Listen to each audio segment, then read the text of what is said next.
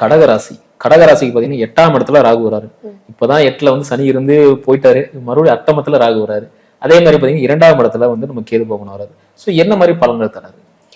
மெயினா வந்து கேது எடுத்துக்கிட்டீங்கன்னா 2ஆம் இடம்ங்கனால பேச்சுல கொஞ்சம் கவனமா இருக்கணும் சார் மெயினா.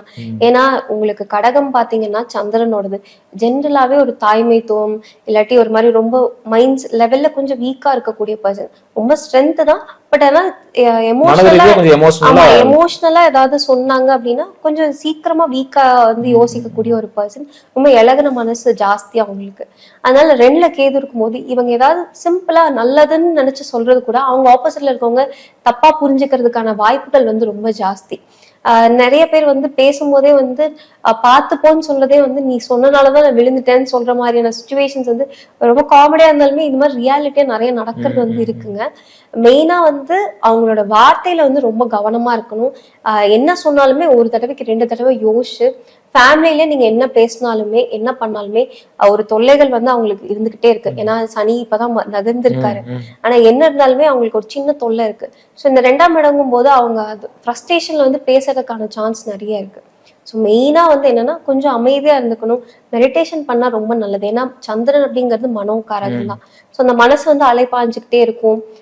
2ஆம் இடம்ங்கிறது வந்து உங்களோட லக்னத்தையும் கொஞ்சம் ஆக்டிவேட் பண்ணக்கூடிய ஒரு இடம் தான். சிறப்பு. அதே மாதிரி 8ல ராகு இருக்காங்க. அது மாதிரி நல்லதா இல்ல வந்து பாசிட்டிவ் சைன் இருக்கா இல்ல நெகட்டிவ் சைன் இருக்கா? பாசிட்டிவ் தாங்க சார். என்னன்னா இப்ப நம்ம இவ்வளவு நாளா வந்து நமக்கு தெரியாம கண்ணுக்கு தெரியாம வந்து நிறைய எதிரிகளோ இல்ல நமக்கு பின்னாடியே நமக்கு தெரியாம நிறைய பண்ணிட்டு இருந்திருப்பாங்க. சரிங்களா?